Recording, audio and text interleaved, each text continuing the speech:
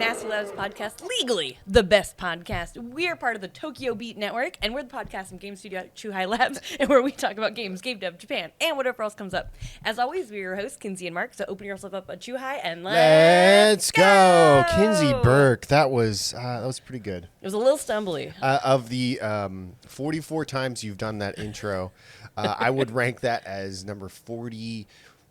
It's pretty close to the worst. Yeah. But I made it through it, so that makes it not 44. So, Happy New Year. Happy New Year. Welcome back and all that other stuff. How was the holiday? It was great. We went to Hawaii. You went to Hawaii like a nice rich person. Like a nice rich person. I bought some beers at the gas station, and I went and sat at a very nice hotel pool. That's great. Did you drink and drive? I didn't drive at all. Oh, that's a shame. I know, it's America. I didn't drive at all. So how was Hawaii? Was it like is this your first time in Hawaii? I've been several times, but it's my husband's first time to Hawaii. Oh, snap. So he had a lot of fun seeing all islandy shit and stuff. It was great. Okay. What'd you guys do? What did we do? We drank a lot of craft beer. Okay. We saw a lot of beaches. And we saw a lot of palm trees, and we ate a lot of food. Is Hawaii? Is Hawaii known for craft beer, or this is no? You just got like beer that's from America? No, because they have like some breweries there. Like one of the more famous ones, Kona Brewing, which is actually like kind of big now. I think they might be owned by someone who's not so small now. But anyways, right. But we went to Kona, so like their like first brewery is there, and so that was really fun. So you went to the brewery? Yes. Oh, nice. Yeah, went to several. Several breweries. Yeah. Probably almost all of them that are on that island because there's not that many. Oh, that's nice. That's pretty cool. But it was great. I mean, warm weather because like Kyoto is like very cold right now, so that was great. Just kind of relaxing, palm trees, shit. Yeah. Awesome. How was your break? Oh, it was pretty all right. I watched a lot of Alfred Hitchcock movies, and nice. I watched and I played a lot of Nintendo DS games, and I developed a lot of film and. Nice. And some of my friends from Korea came over for New Year's Eve, and one of them bought his ticket to Japan the day before. Dang. I was pretty excited. That's a about baller that. move. It was pretty baller because like we were like messaging each other, and I'm like, "Hey, it's an emergency. Send dick pics." And, as one does. Yeah. And then he just said, "I'll do you one better. I'm coming to Japan tomorrow." Nice. That's how it was. And so we went to Shimagamo Shrine, the big shrine here in Kyoto. At midnight? At midnight. There was a lo-fi countdown, but there's several thousand people all doing a countdown together. Yeah. There's huge bonfire, and we did our first prayer for the year. Not that I pray or whatever, but like it was a lot of fun. That's awesome. I feel really rested, and I want to get back on break as soon as possible. Yeah, I need to get back on break. Yeah, I need a break from having a break. You know what I mean? Well, once you've been on a break for so long, like it's so hard to come back that you never feel ready. It's like the ultimate of Sunday scaries. Look at me. For people that can't, that are listening right now, I'm dejected and I'm broken right now. I just want to be sleep. Did you say Sunday scaries? I did say Sunday scaries. Okay, all right. It's like the ultimate Sunday scaries. Yeah, it is like that. It's like, except it's for the rest of the year. Yeah. And every day is Sunday. I do love the tradition of going to a shrine at midnight, though. That's so cool. I didn't really realize it was a thing. I knew that it has to happen within like the first 3 days of the year, I think, doing your first shrine visit of the year. Yeah. But the fact that so many people go at midnight is really cool. I also went to a shrine at midnight, and like there was a bunch of like yatai, like food stalls, and I got my like hot sake, and like we didn't have a bonfire, but I did have hot 1-cup sake. Oh, nice. Like you went to a convenience and microwaved it? No, there was a guy who just had it who was selling beef, but he also had a thing of boiling water that just had 1-cups in there. When you say beef, was he selling entrails and one of those beef boys? So I like those. I thought it looked like such good beef, and I got it, and it was great. But I also don't really know what part of the animal it was because it was so saucy. All my friends were like, I see you bought the beef slop. And I was like, but it was so good. I don't know. That sauce was great. I think you got the entrails. That's It was great. It all the- just tasted like that, like really rich, like kind of sweet sauce that was kind of thick. It's brown, right? Yeah. Yeah. I think that's the kind of meat that's like right off the stomach. It was good. Anyway, I love that shit. And he had 1 cup sake, so there you go. like just sitting in some boiling water. that's pretty great. That's a lot of fun. It was fun. I'm still not brave enough yet to go to a combini and ask them to microwave it. I think we've established that you're going to do that though. I have to do it at this point because that was my biggest brokenhearted moment of moving to Japan. Is I'm like, in the fall they'll have hot sake, and they don't. No, they don't. And I like went on this huge rabbit hole on the internet of like, why don't they do it? And it's like this whole thing. But like, there's a reason. They tried to do it and it wasn't popular. And then like trying to keep it at the right temperature and like sake, I guess, is like a lot of times if you go to like a nicer sake bar, they have like all like the thermometers and shit to like make sure that it's perfect because different sakes are good at different temperatures. A lot of times when you buy a sake, on the back of it, it'll be like, this is really only good for like room temperature and cold or hot and room temperature or something like that. Yeah. So they're just so varied that like it wasn't popular. They had it at one point where there was like one brand they had like in one of those like little heated cases on the counter. Yeah. Where that was the only thing in there. And it just wasn't that popular. And it made me really sad. So you went down the rabbit hole and then just realized it wasn't that popular. It wasn't that popular. I think we got that faster than I'm glad you did all that research. That's great. What else? Did Tony like it? Like that was his first time too. Yeah, that was his first time going to a shrine at midnight, and that was really. Although he's like kind of tall, he's not super tall. He's 6 feet tall, and like apparently he at midnight there we also had a lo-fi countdown at hours, like starting at like 5. People started counting or whatever, and he got like hit with so many coins. Because he was like one of the taller people in the front, so just like for people that don't know, you get luck by throwing a coin at the tallest foreigner. That's how you get it. So like I'm glad that I'm short. It's pretty great. No. It's funny. I didn't even think about it, but we were telling this story to Mihoko, our office manager, and she was saying that some people will deliberately wear hoodies because you'll occasionally, especially probably depends on what shrine you go to and how tall you are, but people end up with like money in their hoods. Which it made me laugh so much. I'm like, what? Number one, you can't get that much money. I can guarantee you.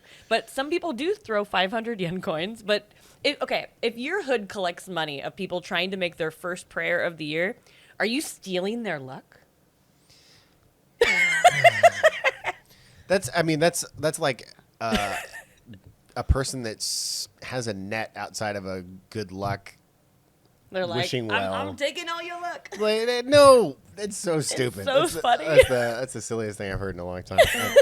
I did not know that. I'm very intrigued, and I want to see that person. I know. Someone's just like balling on you. Like all year round, they've been waiting for this one. They get moment. the perfect head. Like they're man. like, this one will catch the optimum amount of money. And speaking of luck, we have a great episode lined up for you. Starting always, we'll talk about what we're playing with What Up, slide into the main topic. Then we're gonna dash over to some great news, and then we'll answer your questions from Discord.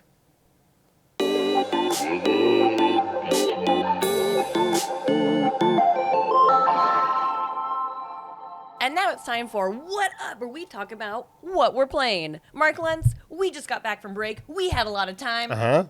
What are you playing? So last night I was reading the podcast notes. I rarely do in advance, but I was today. I was like, you know what? I want to get caught up. And you also said I had to do a little bit of homework. Mm-hmm.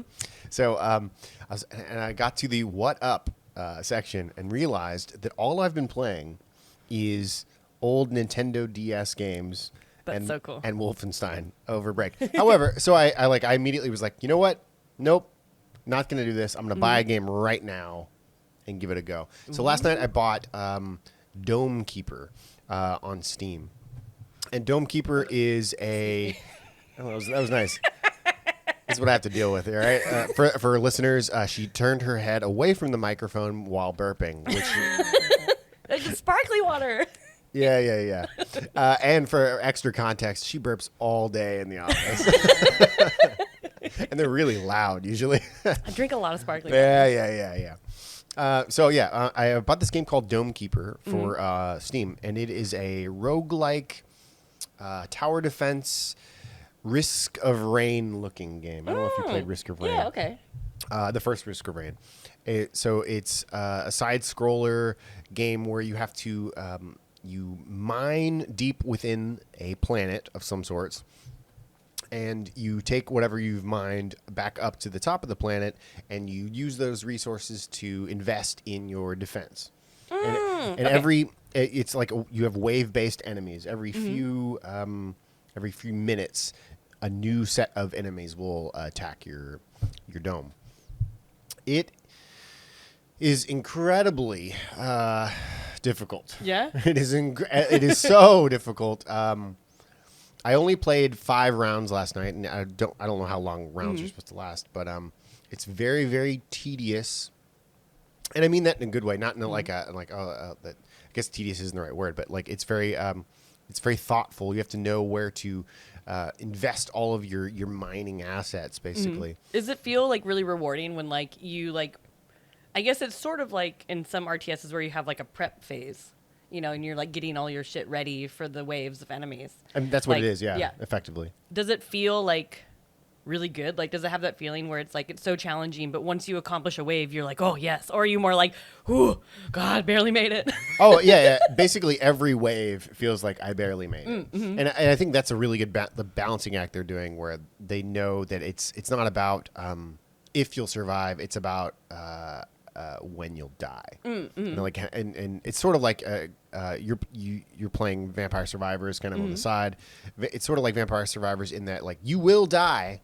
Yeah. It's just a matter of how long can you last. I think that's what it's like. I don't quite know. And each time you go up to spend your assets, you can like you can invest in things like make your character go faster, or make your character mine faster. Make it so you can hold more things at the same time. Or you could invest in your like defense, you can, like shoot faster, shoot stronger, sort of deal. But basically, every asset is the most important asset, and it's always a scramble, because one of the first things you can unlock is like a clock, and the clock set like is the countdown of when the enemies are coming. Oh, I see.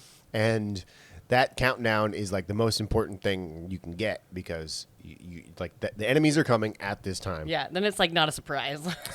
So it's like extra stressful, because you're like, I just need one more thing. I just need one more, you know, and you never have one more. Can you like only carry a certain amount of stuff, and you go down on your mine, and then when your pockets are full or whatever, you have to go back up and drop shit off and then go back like that? You can carry as much as you want, but with each item you carry, you go slower. Oh, right. So, okay. like, you know, like if you started off from the get-go, if you carried more than 3 things, you're going to go too slow.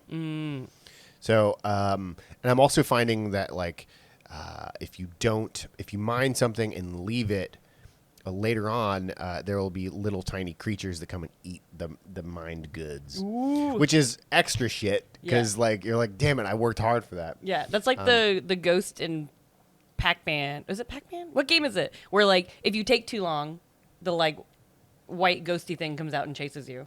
Right? Is it Pac-Man? Whatever. There's one old arcade game that if you take too long, it'll come out and try to get you. Pac-Man is always ghosts. Yeah, but there's like a special ghost. Oh, there's a special ghost. Oh, yeah, okay, it's a okay. special okay. ghost. Oh, like yeah. White.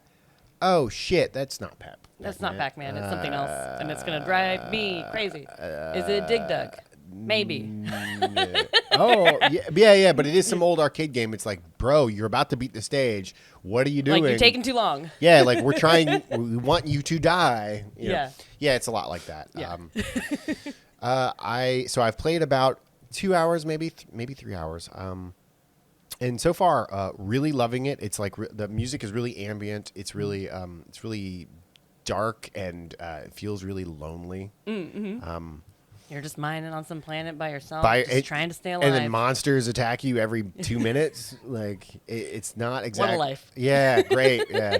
It's kind of shit, to be honest. It's definitely reminds me, like, from an aesthetic standpoint, reminds me of Risk of Rain, the first one, and which, when that came out, was one of my favorite games. And I'm hoping it has the same kind of payoff as that one, because that one, Risk of Rain, it didn't click with me for the first, let's just say, 5 hours. And then suddenly I'm like, oh, I'm good at this game now. Yeah. I get it. I'm hoping this has the same kind of payoff.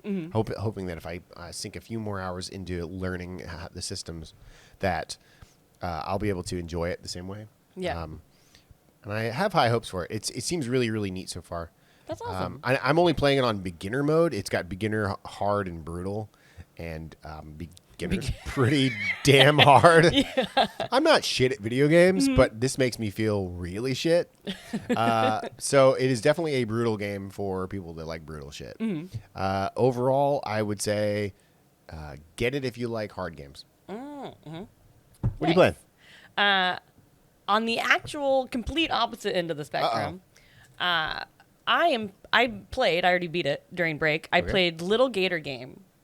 Tell me about Lil Gator Game. Lil Gator Game. It's so cute. It has like almost like slightly better than low poly, but almost like it reminds me of like almost like DS graphics. And what turned me onto this was it looks a lot like A Short Hike, and it seems like it kind of has that same vibe. And A Short Hike is one of my favorite indie games of the last like several years. Okay. And it has a really good soundtrack. But anyways, I was really excited to play this. And so I played it on the plane to Hawaii. And the basic premise is you play like as this gator who's very cute and Lil. Okay.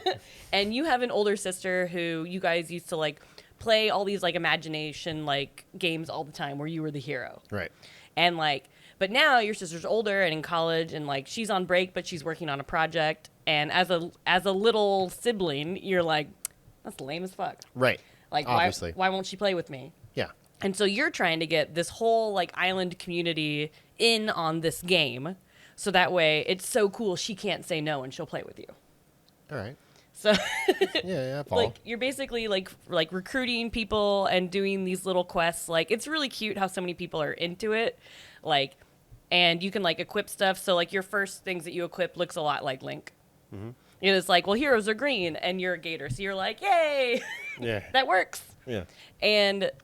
So, like, you're just going around and you'll find, like, there were these kids that were in prep school. So they were trying to do, like, their assignments, too. And so your character's like, oh, that's boring. But that was really cute how they, like, swung it so it would work. Like, one guy was really into minerals and doing his, like, break project on, like, different kinds of rocks and, like, minerals and shit. So he was like, you know, hero, if you go get me these materials, I will make you a thing because I am now the blacksmith. Okay. And so he like, and it's really cute because it's all little kid stuff. So you bring him all the materials, and what he kind just of game like, is it? What do you mean? It's like 3D, third person, and you're just like walking around adventure game. Like it's kind of like adventure game, narrative driven. But you're controlling your character and running around. It was hard for me to imagine. Like, okay. Yeah, cool, you're just running around as a little gator. Got it. And it takes a lot of things from, you know, other RPGs and just makes them really imaginative because this is not an RPG world. This is like a regular ass world where people are like, oh, hero, I will play your game. Like there's one guy that like you can buy bracelets from, and that's how you raise your stamina. Okay. So you can climb further. So just like Zelda. Right. Breath of the Wild. Yeah.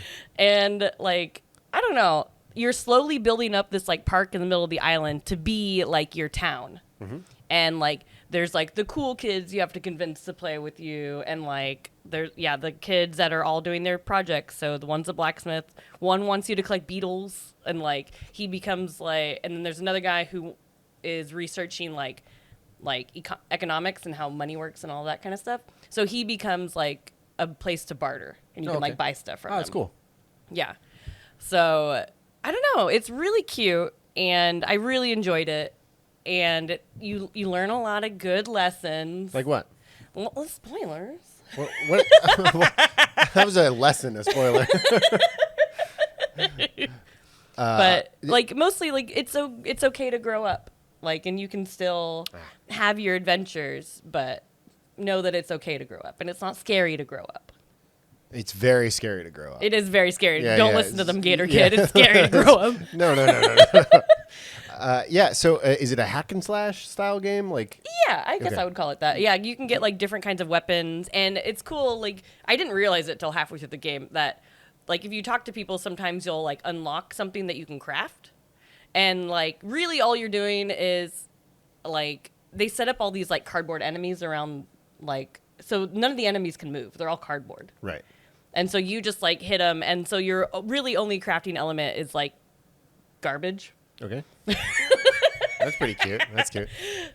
So, and you can even like knock over garbage cans and like get crafting materials. And so you like there's a whole bunch of different shields that you can equip. Like one of them, I didn't realize it for the longest time, is like a trash can lid, and you can like slide on the ground on it, like in Zelda, when you can do like the shield surfing. Right. And there's another one that you can get that's like a paint. What is that thing called? The paint board. Okay. And when you slide on that one, it leaves a bunch of colors behind you. Oh, that's and like, cute. Yeah. So they just really, a lot of it's garbage, and it's just how you can be like imaginative as a little kid, and like all these things that make it so you're like, I'm the hero, and this is my weird little medieval town, and like all these people are playing a role, and I talked all these kids into playing with us, and like it's really cute. I liked it a lot. Okay. So overall, you beat it. Mm-hmm. Is there like a new game plus or? Yeah. Okay. After I beat it and after the credits rolled, like now, spoilers, kids. You can keep going after it's done. That's what I was asking. Yeah, you can keep going. Okay. Are there any enemies that aren't static and cause damage? Nope. Got it. Nope. Oh, very cool. The only like real gauge is gonna be like the stamina for like climbing shit. And even that doesn't really matter, right? It's kind of like Zelda, where if you run out, you just fall down, so you don't ever get like hurt when you fall. There's even like a fall damage joke in there, and he was like, "Oh, I've just been falling this whole time." Right. That's cute. But it's pretty like self-aware. Okay. Yeah. All right. The writing's super cute. It's really fun. So if you like to short hike, I would recommend a little Gator game. Okay. Heck yeah. And you're gonna finish the new game plus stuff? I don't know. I stopped after I rolled credits, and then I saw that you could like it put me right back into the game. Right. But I haven't done anything like past that. So I'm assuming since it puts you right back, it's either for wrapping up quests you didn't do, or well, you implied that there was something. I think there's something. Okay. Yeah. Okay.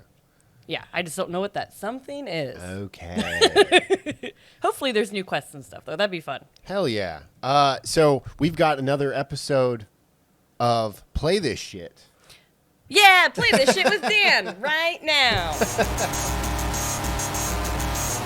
Hello, I am back. Dan Gorman, one of your trusty Chu High Labs moderators, here to tell you to play this shit. Batbarian, Testament of the Primordials, is an indie Metroidvania action-adventure puzzle game from Dangan Entertainment. I first encountered this game as a humble charity bundle entry, and I booted it up thinking, okay, a retro side scroller, it'll keep me occupied for a few hours maybe, and was really surprised at how top to bottom polished this game is, expansive, how wonderful an experience the whole Batbarian game was. You're a Batbarian, you're paired up with a mysteriously luminous bat, gaining skills, solving puzzles, moving the narrative forward with dialogue choices, and exploring tons and tons of rooms. The pixel art is amazing.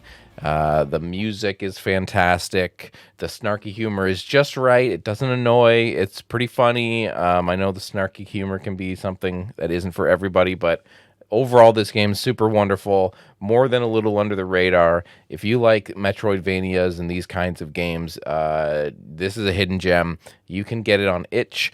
You can get it on GOG, Xbox, PlayStation, and I didn't even realize it was on Switch, which is the perfect platform for this game, in my opinion. So absolutely check out Batbarian, Testament of the Primordials. If you're a fan of the genre, if you're looking for a hidden gem, this is one of them, in my opinion. My name's Dan Gorman, Chu High Labs. Join the Discord.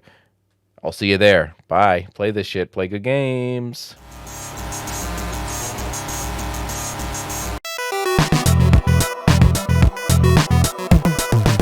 Awesome. Thanks, Dan. And now we're back. That was pretty good. Thanks, Dan. And now we're back with our weekly topic, and this is all looking forward to 2023. There are a bunch of like huge games coming out, because I feel like 2021 and 2022 was like the years of game delays, and they always said coming in 2023. Of course. You know? Right. So there's so many things to choose from. So I just want to talk about what games are we looking forward to in 2023? Because there's a lot coming out. There really is. Yeah. Kinsey actually just shared a link with me that I looked at, and I got to tell you, there's too much shit. All right. There's a lot of stuff coming out. There's a lot of stuff coming It's out. hard to narrow it down to just talk about a few of them. Kinsey, why don't we bounce back and forth on Yeah. this one? Yeah. What's something that you're looking forward to? So one thing I'm looking forward to, and it's really funny because Mark is not looking forward to it. So this makes it really great. Hell yeah. And I don't know how I missed it because apparently it's one of those games that just kept getting delayed and delayed and delayed and delayed. But I didn't know it existed until I looked at a list of, for writing this episode, of games coming out in 2023. And that is Star Trek Resurgent. It's a narrative-driven, like, Star Trek game that's coming out in April of 2023. And I really like narrative-driven games. It always makes me think of, like the Heavy Rains and the Until Dawns. Like, I really enjoy that kind of game. Right. And I really like Star Trek. So I feel like I gotta like it. Like, it's a match made in heaven for Kinsey. So, like, of course I want to play it, and I hope that it's good. Okay. So I watched the trailer right after you made this list, and I immediately thought. So I also love Star Trek. Right? It's one of the greatest shows ever made, or series rather.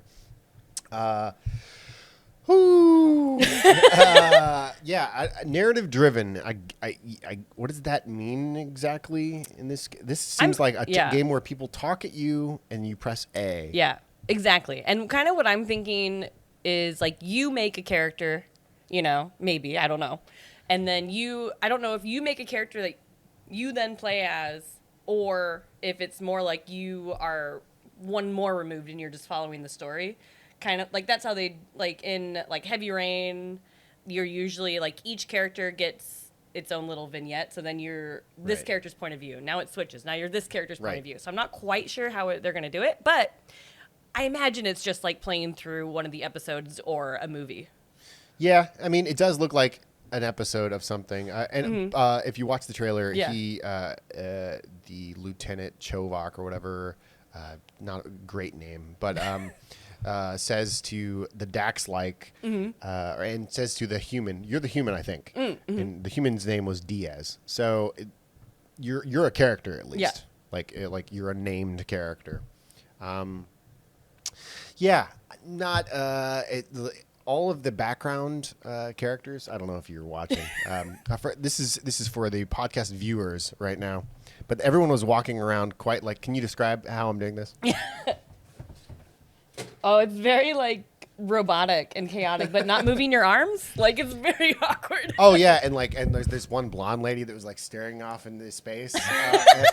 Like That's my character. yeah, and, like it was like the whole universe had The background AI characters are a little now spacey. It reminds me more of a Telltale game. Is it a Yeah. Telltale game? I don't believe so. Okay, that's what it reminds me Yeah, of. and I was a sucker for all the Telltale games. Like, Wolf Among Us was my absolute favorite, like, Telltale game. So I love that kind of narrative, watching an episode of something kind of game. So Right. I'm really hoping that the story is good, and it's Star Trek, so it's got to be like really like good, but a little bit campy and a little bit yeah. ridiculous. Like, that's what I'm hoping for. I hope it doesn't take itself too seriously. So I'm not looking forward to it, but I want it to be good. Yeah. And I want you to enjoy it. Yeah, I'll 'cause never play this shit. mostly I'm excited because, like, Star Trek games in the past, like, unless you're into like really tactical type games, there's not a lot going on in the Star Trek universe video game wise besides like a lot of tactical space battle games. Like, there is like the Star Trek Anniversary adventure game on PC, which is great, but like it's been 20 years since that, you know. No, there's only it's kind of wild actually. There's only Yeah. a handful of decent Yeah. games for Yeah. a show that has or a series that has, probably how many hundreds? 500 episodes? Yeah, and like more lore than anyone could ever want. Yeah, but at the same time, it also makes sense that it'd be really hard to put into a game because like the show is about it's a subtlety of humanity, and it's Yeah. like I don't know, it's The show is not like Star Wars, where it's jumping and lasers. Right, yeah. I kind of want, like, I feel like it might be kind of boring, but, like, the good kind of boring. Like, if Yeah. you had, like, a Star Trek game that is, like, KOTOR, like a BioWare, Mass Effect-ish, but in the Star Trek universe. Oh, that'd be great. That's my dream game. That would make a lot more sense, but even that seems too action-packed. Yeah. Like, for what the... A lot of walking around and doing administrative stuff. I'm I feel okay like. with Yeah, that. and I'm Like, okay with that's that. what Star Trek is. Yeah. Star Trek is like you need to go talk to like Troy right now Yeah. because you got some issues. Now That's I'm what- just excited for a game that doesn't exist. Because I'm like, what if you could make a character, but you have the option of all like the Star Trek races? Oh, that'd be so cool. what would you Be pick? like a Klingon or a Trill or like What a would- Trill would be cool because I wonder if like What? what if you were a Trill? Okay. Okay. When you die, what if you more play the symbiote and not the person? So if when you die, you create a new character versus just coming back like in a regular RPG. God, that'd be cool. Don't you pick? Doesn't your symbiont pick you? Kind of, yeah. We Okay. can just glaze over that part. It's That's fine. like that's slavery. I'm not a big fan of you're the like- Trill. I think that's the worst. You're like species. chosen to be joined. Ugh, I hate that species so much. Oh But my they got gosh. those sweet tats. They do have the sweet tats got though. sweet Yeah, tats. yeah. The tats are cool. Like, Yeah. they look pretty cool. No, betazoids, dude. They're the coolest. Oh, ooh! I wonder if you're a Betazoid, like if you got additional like dialogue options in this game that doesn't exist. Oh, You know, because you're telepathic. oh, Wouldn't that be yeah, that cool? would be really cool. Oh, Or if you're Romulan, you just never do what people say. yeah, Dude, let's play this game. yeah. So moving on a little bit. What are you excited about? Yeah, so we each did 4 games, or I did Mm-hmm. 4. Legend of Zelda, Tears of the Kingdom. Yeah. That's yeah. a big one.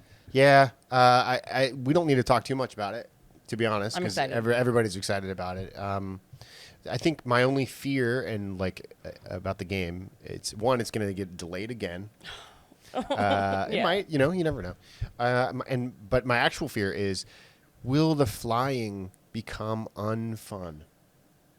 Yeah. The flying in the first game was so exciting, and but that's because it was limited, and you had a stamina bar. Yeah. And now I feel like all you're going to do is fly, so maybe it's not going to be fun anymore.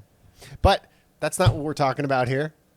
I could see that though. Like I do think the like paraglider in that game, like it just like was such a game changer. Yeah. It was so satisfying to like jump off a cliff and just glide. Oh yeah. It was so good. So does this one have like unlimited flying? I don't stamina? know. But if it's yeah. a game based up in the sky, I would think that at least like Skyward Sword almost. Yeah, When like- it had those big hornbill thingies. What are they called?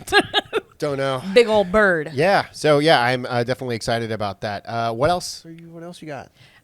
So Final Fantasy VII Rebirth and Final Fantasy 16. I kind of grouped them together because Final Fantasy, but like What's Rebirth? it's gonna be the next entry in the Final Fantasy VII remake series. I hate saying it's not like What was the first one they're called? just breaking it all up.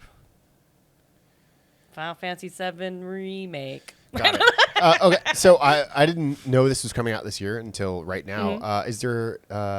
Tell me a little bit more about it. Like pretend that the audience doesn't know either. I don't know. Yeah, so the new Final Fantasy VII remake, of course, the first episode, I guess, already came out, but they're chopping it up, Final Fantasy VII, into several iterations, Right. or several series, I don't know what to call it, episodes. And so in the first one, we didn't leave Midgar, Right. really, sort of. So this one, I'm really excited because this is going to be like Red 13, leaving Midgar. Right. Like, I'm excited for the next part in the story. The ending of the last one, little bit wackadoo. So we'll see Right. where we jump in. What's the release date on this? I have no idea. I don't think there's a date yet. 2023, coming soon. 2023. Yeah, that sounds pretty exciting. I hope that it at least like how many of these? How many? I of think these? they're doing 3. 3. Okay. But So it's like by disc almost. kind of, yeah, because there's 3 discs originally.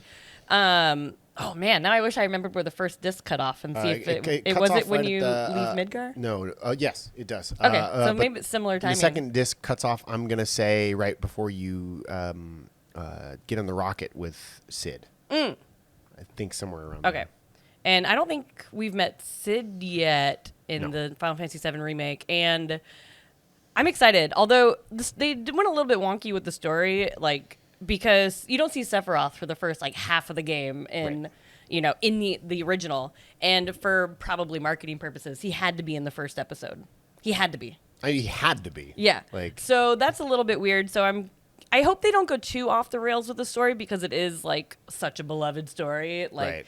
But we'll see what they do. I did really like that they expanded Midgar, doing all of the like additional quests and stuff like that. I did really like that. Yeah. So you get to explore the city like way more than you originally could.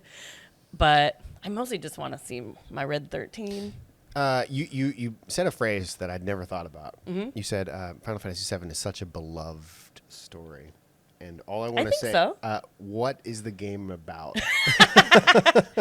Like, I've beaten the damn game, but what? Yeah, I have no idea what it's about. Like, It's basically about like I mean, it's just good versus evil, but a group of eco-terrorists.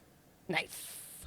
We're not even. Like, that's like a little bit. Barrett's gonna save the planet, yo. He cares about Mother Earth.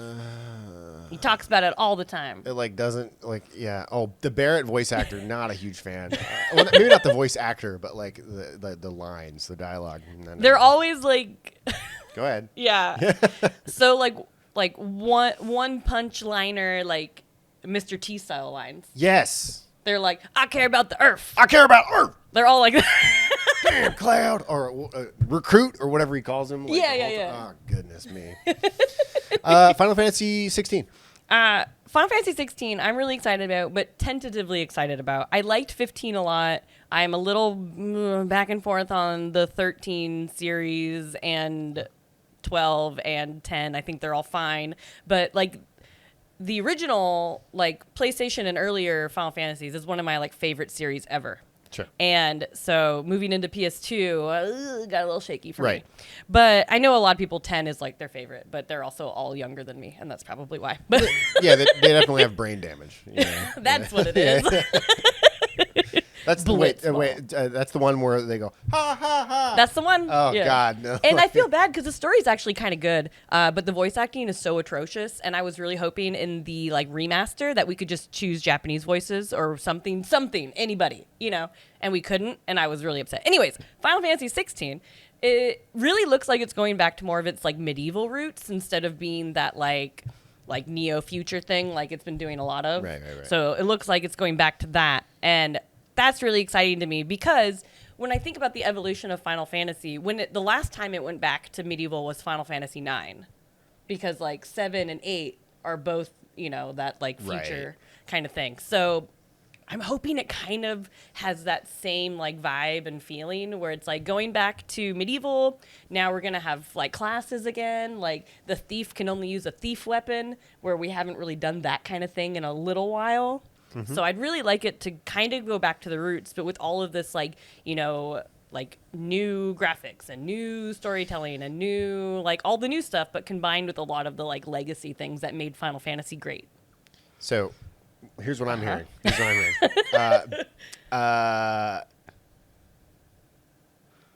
So every few Final Fantasies, they go back. Yeah. And I'm referring to Final Fantasy 9. Mm-hmm. They go back to the roots. Yeah. You want Final Fantasy 9 too. 100. Yeah. Yeah. That's what you want, right? Isn't there rumors right now that there's going to, I think we talked about it on the show, that there's going to be a Final Fantasy 9 remake? God, I hope so. That's all I really it's like want. The most boring game in the world. No, it's so good. It's my favorite. Comment down below if you think Final Fantasy 9 is the best Final Fantasy, and if you don't, fuck off. Yeah, don't. Yeah, do that. Get 'em. All right, moving on.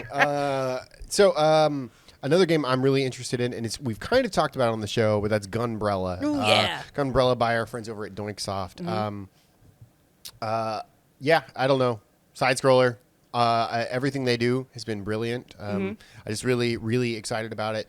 Like, there's nothing more that gets me excited than getting to shoot people with a gun.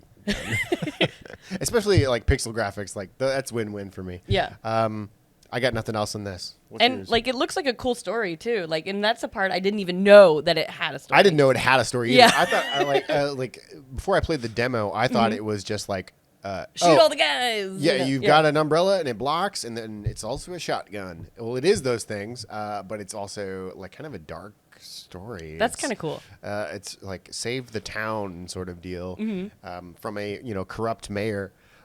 It's definitely way darker than I thought. And after talking with them, it's pretty funny that they were like, "Oh, our next game, we're never writing a story again." Yeah, like writing a story is hard. It's very hard, and I'm really, really excited about that one. Yeah, that looks cool. My next one is Redfall. It's the co-op vampire shooter, and I'm really hoping for like Left 4 Dead vibes because it's 4-player co-op. Left 4 Dead vibes. Left 4 Dead vibes. And there's no date on it yet, but I am a sucker for co-op, like specifically 4-player co-op shooters. You shoot vampires? Yeah, like Left 4 Dead and Back 4 Blood. We've talked about them before. Right. Did not meet expectations for me, but it's terrible. God, Left 4 Dead's so good. I mean, even like me, you, and some other people from the studio were playing it for a little while. Yeah. Like it's just such a good co-op experience that like all Super the campaigns are like an hour. Like so it's sort of pick up and play, I thought it was. And like it's great. And everything with Redfall, like all the characters look really fun and cool, and like hopefully they seem different enough. Right. That like each one has its own reason why you would play as it. Is it made by the same developers? I don't think so. Okay. I don't think so. Because this does seem like a nice logical next Yeah. step from zombies to vampires, like, and not like it's if you were to go around a 4-player world with a whole shitload of vampires, that does seem really exciting. Yeah. Like I've only played Left 4 Dead with you guys, and I had a lot of fun. It doesn't seem like it would be fun at all without people. Yeah. Yeah. I think I've only tried to play Left 4 Dead like by myself or even with one other person and 2 AIs. It's not even as fun. You need like 4 human players. Right. And I'm really hoping that this is going to be, kind of that same feeling. Yeah. Because I was hoping Back 4 Blood would be it, but now I'm hoping it's going to be Redfall. Right. Hell yeah. So please give me that Left 4 Dead vibe and have a really good co-op experience. And I loved what Back 4 Blood tried to do, where it's like there's a reason to keep playing it. Because like in Left 4 Dead, you don't level up your characters or anything. Like you just play as the same character every time. But in Back 4 Blood, they tried to make it so you could build up characters and like make it so you could get stronger or equip different weapons or whatever, And so I'm hoping that it has a little bit of that, but a little bit tighter and just has those good like co-op experience that I want. Can you look right down the barrel of the camera and ask the developer to be like Left 4 Dead? Please. I want Redfall to be Left 4 Dead, but vampires and cool characters. Yeah. And if you're the developer, comment below about how Final Fantasy IX sucks shit.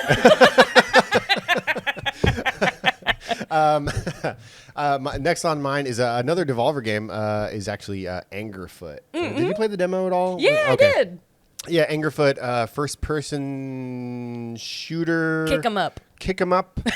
I don't. It's a first-person shooter it's a whole new style of first-person shooter because it's like not wave-based. It's like super small levels or like corridor-based, and it's like time attack, kill all the enemies as fast as possible, with creatively as possible. It's basically Hotline Miami. Yeah. But it's even first person and way faster. Yeah.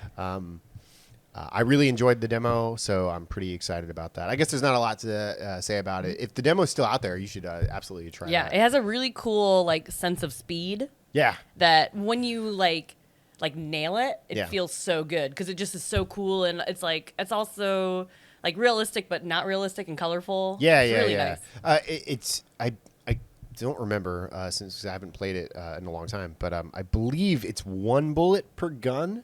Oh yeah, there was something like that. So it's sort of like with every shot you take or whatever, you basically risk. Very high like risk reward. Yeah, kind of very high, scenarios. and it's very neat because like you will lose the same stage over and over and over, but you'll learn each time. Okay, this will be more effective, or maybe I should try this. Sort of like in Hotline Miami, where you're like, if I kick the door in, I can bash their brains into the toilet. Or whatever. Like, you know, those sorts of things. Like you can like kind of optimize. Yeah, that's a really like addictive game loop, where you die but learn every time, and it's like really fast. I'm really liking it. Yeah. And finally, RoboCop Rogue City. Okay. I didn't know There's about a new this. RoboCop game coming out. Yeah, you have me, RoboCop. I think this is the same thing with your Star Trek Resurgence, where like I hadn't heard of it, and then I like looked up upcoming games. So I watched the trailer, and it's just kind of exactly what I want to do. I want to go to Detroit and just shoot a bunch of people with mohawks. It's just like it just looks grim as fuck, and it doesn't look very funny though. Which RoboCop is like brilliantly funny. Yeah. Maybe the trailer just didn't portray that enough. Because are you a RoboCop fan at all? I wouldn't go as far as to say fan, but have I seen them? Yes. But I think you need a little bit of that cheesemo. A little bit. No, I mean, RoboCop is hella cheesy. Yeah, you gotta have it. No, RoboCop, I mean, like, I'd buy that for $1. Like, it needs those commercials, and it needs, and it has, like, that kind of stuff, but it doesn't seem as, like, self-aware as the way RoboCop was. However, I'm going to do what you're doing with Star Trek Resurgence, and I'm going to get this, and I'm going to hope that it's good. And, I want you to hope for me that it's good. All right? Any of those like legacy franchises, like this, like Star Trek and RoboCop, that just have such like a strong history and such strong fan base already. Like, I really hope the games are good. Yeah. No, I mean, really. Yeah, just like Star Trek, just like you know, just they both kind of share a lot of the similarities because they come from like their initial products are so beautiful and so amazing, and then over time they've been watered down with RoboCop 3 and then the RoboCop 2014. Those are terrible pieces of shit, you know. Yeah. Just like Star Trek Discovery and like and Picard. Oh, that's visual diarrhea, and Makes me sad. It's very sad. It's because that ain't Star Trek. That's some turd. But they both have kind of suffered that same thing, and I want both of those things to be better. Yep. Yeah. Yeah. Agreed. Hell yeah. 2023 resolution: Star Trek and RoboCop be good. Be good. Now we're back with the news. We got 2 great news stories for you guys, and the first one, I'm really interested in it because I like their games, but you'll see. Okay. Wizards of the Coast, who are well known for Dungeons & Dragons, have canceled at least 5 video game projects to focus on existing IP, saying that the company has made some changes to our long-term portfolio to focus on games which are strategically aligned with developing our existing brands, and for those which show promise, expanding or engaging audience in new ways. Okay, so they're just focusing on, you know, probably like Magic and D&D and stuff like that, because their most recent game was the 2021 Dark Alliance title, and which we talked about a little bit on the show, which I was really excited about because it has so many of my favorite characters in it, and it was fine. And and their upcoming Baldur's Gate 3 being developed by Larian, which should be launching in 2023, which I'm really excited about. I love Larian. I love Divinity Original Sin 1 and 2, so like I hope it's good. But I'm really curious now. So are these at least 5 games that they canceled, like new IP then, if they're going to focus on old, like their existing IP? Yes. And so, okay. May I? Yeah. This is a fancy word for layoffs. Yeah, and I think Wizards of the Coast, they did, I don't want to, like, I'm not entirely sure, but I thought they own a bunch of game studios, and I'm not sure all of them are still around. Yeah. I guess we'll never really know. Like, I'm sure it's not like they're probably not all fresh, like new IP, but they're like, like smaller versions of one of these games. Or I guess if Dark Alliance like didn't do great, they're probably not going to continue that. Right. Which is really too bad because it's just. So one of my favorite book series is the Dark Elf Chronicle, and that is the characters in the newest Dark Alliance game, okay? Every time these characters are in a game, I feel like, they get totally shafted. Right. And I'm like, no, the books are so good. Why don't, like, Icewind Dale on the PC was pretty good. Right. but it was like one, like very tedious top down, like Baldur's Gate kind of game. Yeah. So we need to give him a better chance, and it makes me really sad. You know what's really funny is right before we did when you're setting up with the news, you were like, I got two great pieces of news, and the first one's like a bunch of people probably got fired. Great, cool. Aww. All right, why don't we go to something really exciting? Okay, real exciting. At CES 2023, Sony debuted a sneak peek at the upcoming theater-exclusive movie, Gran Turismo. It has a star-studded cast, including Orlando Bloom and David Harbour, and being directed by Neil Blomkamp, and who previously directed District 9. So video games, movie, and TV shows have been making a big comeback the last few years with Sonic, Uncharted, and the upcoming Last of Us and Super Mario movies. And they're not all winners, but I'm really excited that we're kind of bringing back that video game, movie, TV show vibe. And The Last of Us, which, as of this recording, comes out next week, I believe. Oh, the snap. first episode on HBO, which HBO, God, it's hard to watch in Japan. But I'm really excited for it. And I'm so glad that games have had, like, a resurgence. And I didn't even think there could be a Gran Turismo movie. Yeah.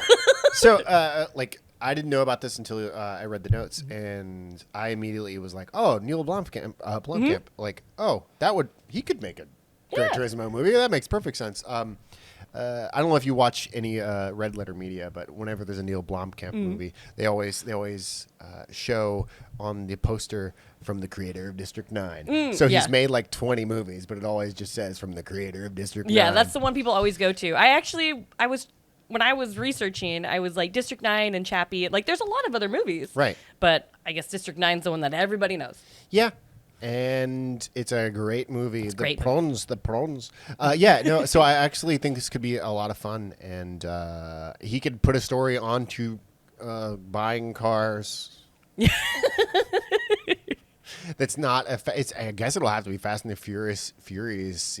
I don't know what the hell kind of fucking story you can make from a realistic racing game. Realistic, Yeah. That's like making a SimCity movie or something. Like, Yeah. how do you do that? But it is pretty exciting. I got nothing else. But video game movies, they're coming back. They never left. Yeah, they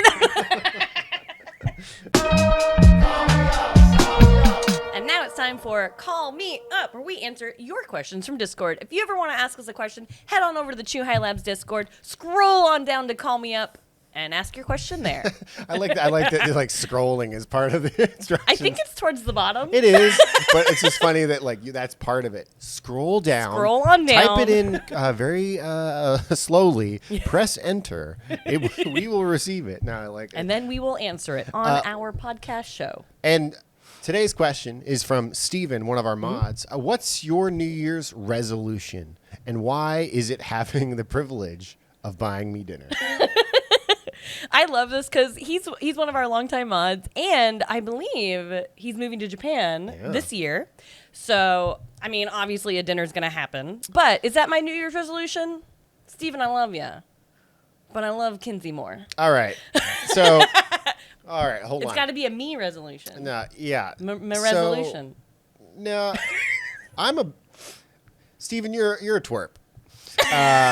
This is going to be directly to you, but I like the boldness of this. Yeah. And I'm gonna say this is now my New Year's resolution, and you're gonna get a nice izakaya meal from me, and we're gonna get maybe we're gonna get some barbecue. Maybe you get dinner now because you asked me this bold question, all right? And it's gonna be a nice dinner. It's not gonna be some cheap piece of shit. You're gonna get a nice meal.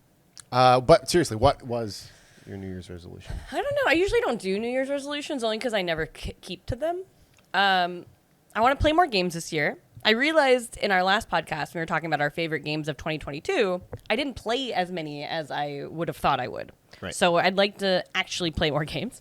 And I also want to do more like shooting stuff, like film stuff, be it YouTube or actually getting my film developed from my camera. That's been and actually going out and taking pictures. Like, I want to just explore more. Okay.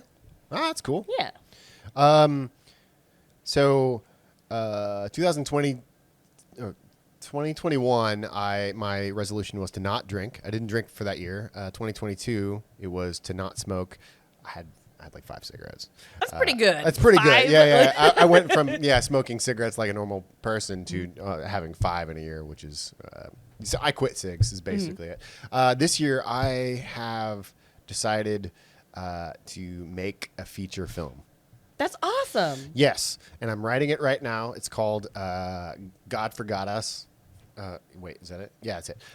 Is that the title of my movie? Yeah. That's what it's currently titled, and I'm writing that right now. It's just going to be a 16 millimeter film, and I'm going to shoot it in the summer. That's awesome. Yeah, that's mine. Hopefully, I can do that. You gonna do the 48-hour film fest again? I am going to do that as well, but this is going to be unrelated. Right. Yeah. Like I want to do something that's kind of a bigger thing, and by feature I mean it's 45 minutes. Nice. Wow. Yeah. So I just mean it's going to be at least 45 minutes, Yeah. not necessarily 45 minutes. I would like to do a feature length. It will be shot on film though, and pretty excited about that. That's mine. I guess that's not really a New Year's resolution. That's more of like that's what I'm doing this year. Yeah. Yeah. Kind of same thing. I guess they are. Yeah. And then we have another question. Uh-oh. And so we can't answer it yet, but Okay. I'm really, really excited about Okay. it.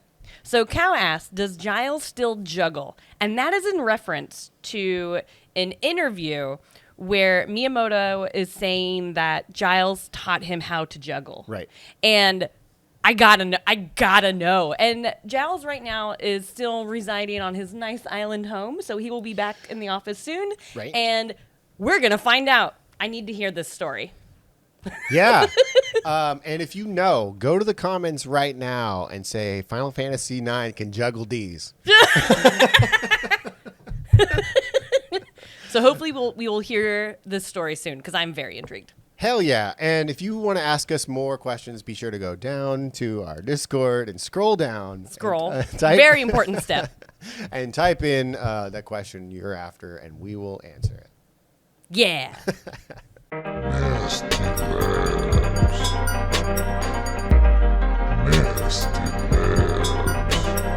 All right, that's all the time we have for today's episode. Thank you so much for listening. As always, Carved Snowboarding is out right now on the Oculus Quest. Halloween Forever is out right now on the eShop. You can buy Curse to Golf on Steam, Xbox, PlayStation, Switch, all the things. And thanks to Tokyo Beat, thanks to all of you for listening. You are legally the best. We will see you in 2 weeks, except for we didn't do our things. Mark, where can people find you on the internet? Twitter.com/TheHenryDemos. What about you? You can find me at Kinsilla, K-N-S-E-I-L-L-A, on all the things, but mostly Twitter. And you can find Chu Labs at Chu Labs on all the things. Hell yeah. You're legally the best. Bye. Bye.